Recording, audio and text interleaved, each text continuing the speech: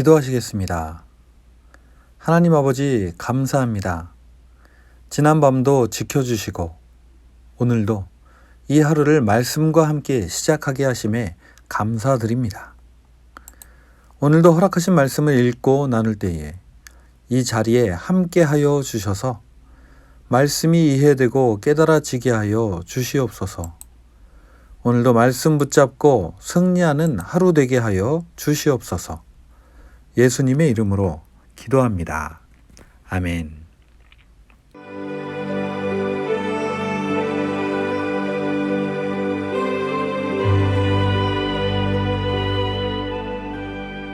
제35장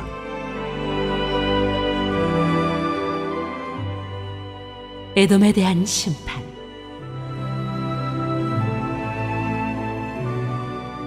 주님께서 나에게 말씀하셨다. 사람아, 너의 얼굴을 세일산 쪽으로 돌리고 그곳을 규탄하여 예언하여라. 너는 그곳을 규탄하여 말하여라. 나주 하나님이 이렇게 말한다. 세일산아, 내가 너를 대적한다.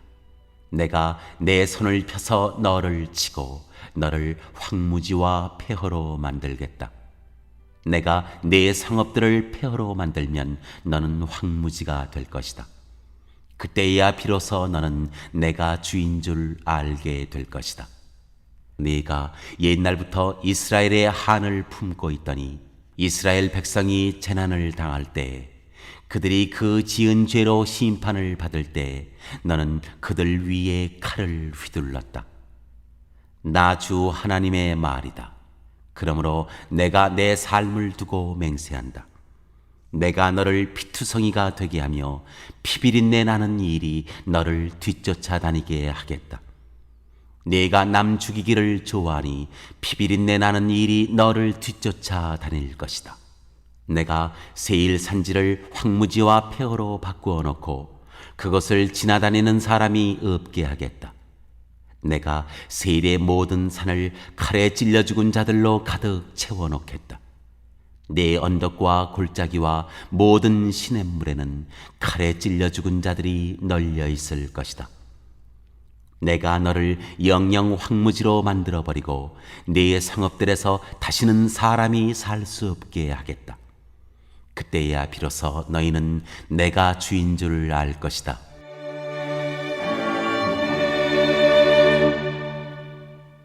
안녕하세요. 11월 3일 수요일입니다. 오늘은 에스겔 35장의 말씀을 살펴보도록 하겠습니다.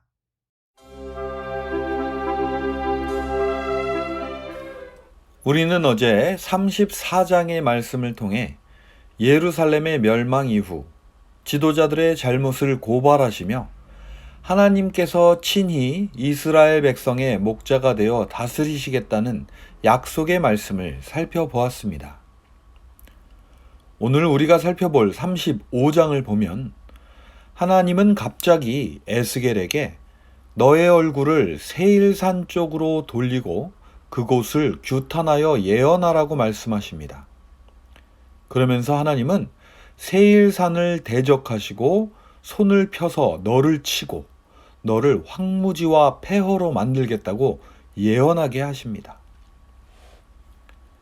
우리는 지금까지 예루살렘의 멸망에 대해서 생각을 하고 있었습니다.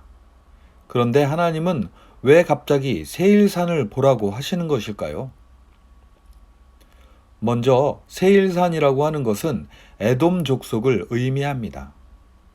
에돔은 우리가 잘 아시는 대로 이삭의 쌍둥이 아들 가운데 첫째 에서의 후손들입니다.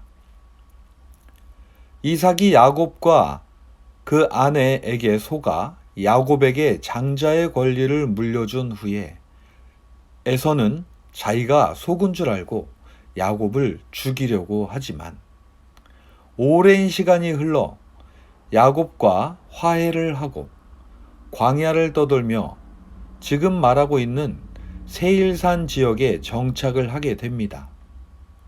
그리고 그 후손들은 그 지역 일대를 다스리며 에돔 족속으로 살아가게 됩니다. 여기서 세일산이라고 하는 것은 어떤 산봉우리가 아니라 세일 산맥을 의미한다고 하는데요. 꽤 넓은 지역을 다스리고 있었지요. 게다가 이 세일 산맥에는 중동과 이집트 지역을 이어주는 왕의 대로가 있다고 하는데 에돔 족속은 이 길을 차지하여 경제적인 이득을 많이 챙겼었다고 합니다. 하지만 야곱의 후손인 이스라엘 백성들이 출애굽할 당시 40년의 광야 생활을 마치고 모압 지역으로 가려고 할 때에 왕의 대로로 가지 못하게 막아섭니다. 그래서 저 아래로 돌아서 가야만 하는 상황이 벌어지지요. 모세는 당시 에돔 왕에게 정중하게 부탁하였지만 그들은 거절하며 오히려 전쟁을 하려고 했었습니다. 그 후 여호수아는 하나님의 말씀에 따라 그곳은 건들지 않았지만 사사기를 지나 사울왕 때에 이들은 이스라엘을 쳐들어옵니다. 그러나 사울 왕이 물리쳐내죠. 그리고 시간이 흘러 다윗은 이들을 정복합니다. 그러나 솔로몬 시대에 이들은 다시 문제를 일으키다가 요람 왕 시대에는 국력이 약해진 틈을 타 반란을 일으킵니다. 그러다가 아마샤와 우시아가 다시 정복을 합니다. 이와 같이 오랜 시간을 걸쳐 에돔 족속은 이에 가시처럼 이스라엘 백성들을 괴롭혔지만 바벨론이 유다를 멸망시키고 이어 에돔까지 정복하여 에돔은 바벨론의 속국이 되고 맙니다. 그리고 얼마 동안 힘을 잃고 있다가 남유다의 아랫지방으로 옮겨가고 거기서 이두메라는 이름의 족속으로 살아가게 됩니다. 그런데 그 이두메 족속 가운데서 이스라엘을 다스리는 헤롯 대왕이 나오게 됩니다. 이 헤롯 대왕은 예수님을 죽이려고 2살 이하의 아이들을 모두 죽여버린 잔인한 왕이죠. 이런 것을 보면 이스라엘과 에돔은 마치 철천지 원수처럼 살아왔습니다. 그래서일까요? 하나님은 이런 에돔을 싫어하셨습니다. 오늘 35장에는 이 에돔이 왜 심판을 받게 되었는지를 구체적으로 말씀하고 계십니다. 오늘은 에스겔 35장에 나오는 그 이유 2가지를 살펴보도록 하겠습니다. 먼저 하나님은 에돔이 이런 일을 했기에 심판하겠다고 하십니다. 5절을 보시겠습니다. 내가 옛날부터 이스라엘에 한을 품고 있더니 이스라엘 백성이 재난을 당할 때에 그들이 그 지은 죄로 심판을 받을 때에 너는 그들 위에 칼을 휘둘렀다. 그렇습니다. 우리가 살펴보았듯이 에돔 족속은 언제나 장자권을 빼앗긴 것 때문인지는 모르겠지만 이스라엘 족속을 미워하고 한을 품고 있었다고 합니다. 그러다가 이스라엘 백성이 아시리아에게 그리고 바벨론에게 멸망을 당할 때에 칼을 휘둘렀다고 합니다. 이 상황에 대해서 여기서는 자세한 설명은 하지 않지만 6절을 보시면 어느 정도 이해가 됩니다. 6절을 보시겠습니다. 나 주 하나님의 말이다. 그러므로 내가 내 삶을 두고 맹세한다. 내가 너를 피투성이가 되게 하며 피비린내 나는 일이 너를 뒤쫓아다니게 하겠다. 내가 남 죽이기를 좋아하니 피비린내 나는 일이 너를 뒤쫓아다닐 것이다. 그렇습니다. 그들은 남 죽이기를 좋아하는 족속이라고 하십니다. 그들이 이스라엘 백성들을 왕의 대로로 지나가지 못하게 하였을 때부터 이들은 참 이상한 족속들이다 라는 생각을 하였지만 하나님은 이들이 남이 잘 되는 것보다 남이 죽는 것을 더 좋아하는 족속들이라고 고발하고 계시는 겁니다. 그러므로 하나님은 이들이 남 죽이기를 좋아하니 피비린내 나는 일이 너를 뒤쫓아다닐 것이라고 하시고 그들이 거주하던 세일산이 황무지와 폐허가 되어 아예 그 족속을 없애버리시겠다고 말씀하시고 계시는 것입니다. 또한 8절을 보면 세일의 모든 산을 시체로 가득 채워놓겠다고 무시무시한 예언을 하십니다. 그리고 9절에 보면 그들이 살던 성읍마저도 모두 다시 살 수 없게 만들어 버리겠다고 하십니다. 그런데 에돔이 심판을 받는 이유는 이것뿐만이 아닙니다. 하나님은 그들이 심판받는 더 중요한 이유를 말씀해 주고 계십니다. 10절과 13절을 보시겠습니다. 너는 나 주가 유다와 이스라엘을 돌보는데도 감히 말하기를 그 두 민족과 그 두 나라가 내 것이 되고 내 소유가 될 것이라고 하였다. 너희가 입을 벌려 나를 거슬러 허풍을 떨고 나를 거슬러 빈정대는 말을 내가 직접 들었다. 그렇습니다. 이들은 하나님의 자리를 넘보며 북이스라엘과 남유다가 자기 소유가 될 것이라고 허풍을 떨고 하나님을 거슬러 빈정되었습니다. 이것이 에돔이 심판을 받을 더욱 중요한 이유인 것입니다. 하나님은 단단히 마음을 먹으셨습니다.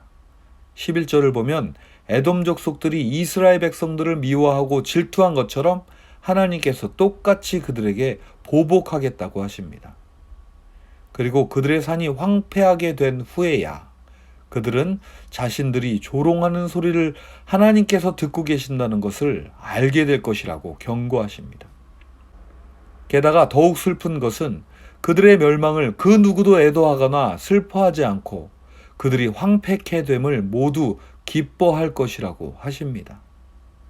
그들이 이스라엘 백성들이 황폐하게 된 것을 기뻐했던 것 같이 그들도 그렇게 되도록 하시겠다고 말씀하십니다. 우리는 오늘 에돔의 심판에 대한 예언을 살펴보았습니다. 이스라엘 백성들이 아무리 자신들의 죄로 인해 심판을 받는다 하더라도 하나님은 마음 아파하고 계십니다. 하지만 에돔 족속들은 재난을 당한 이스라엘에 칼을 휘둘렀습니다. 그리고 그들은 하나님이 다스리고 계시는데도 불구하고 이스라엘을 조롱하며 자기 것이 될 것이라고 허풍을 떨며 조롱하였습니다. 하나님은 이러한 에돔을 참을 수 없으셨고 세일과 에돔 온 땅을 황폐하게 해버릴 것이라고 말씀하십니다. 저는 오늘 말씀을 보면서 악인은 자신의 죄로 인하여 죽을지라도 그것을 보는 사람의 자세는 어떠해야 하는지를 생각해 보게 됩니다. 하나님은 이전에도 말씀하셨듯이 죄인의 죽음을 결코 기뻐하지 않으십니다. 하지만 에돔은 그것을 기뻐하며 조롱합니다. 그렇게 좋아하던 에돔 족속들은 결국 자신들마저 바벨론의 속국이 되고 역사에서 지워져 버린 족속이 되어버리고 만 것입니다. 그러면 우리는 어떻게 해야 할까요? 그렇습니다.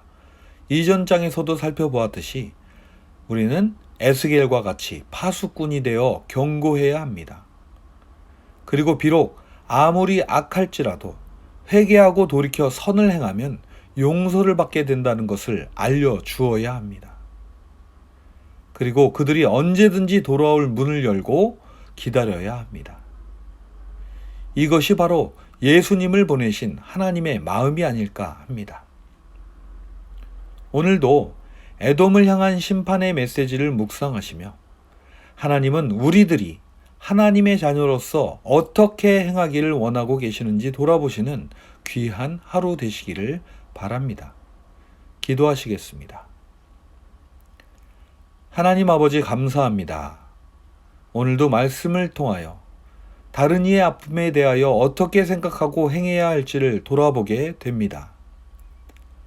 간절히 바라기는 에돔과 같이 행치 않게 하여 주시옵시고 하나님의 자녀로서 성숙한 말과 행동을 하게 하여 주시옵소서. 그리하여 우리의 삶 가운데 하나님의 나라가 이루어지게 하여 주시옵소서.